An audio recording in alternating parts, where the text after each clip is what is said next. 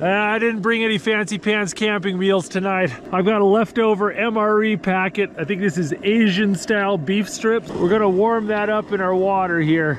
Once that's warmed up, I'm gonna make some of this chicken and rice here. Never tried this flavor before. We'll see if it's any good.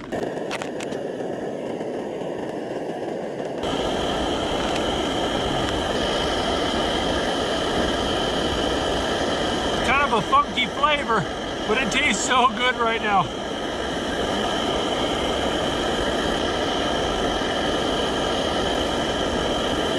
I'm just gonna mix up the MRE with this thing and see if it tastes a little better.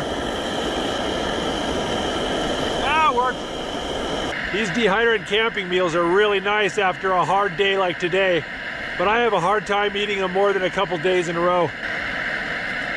That's it. All right, this is how I do the dishes.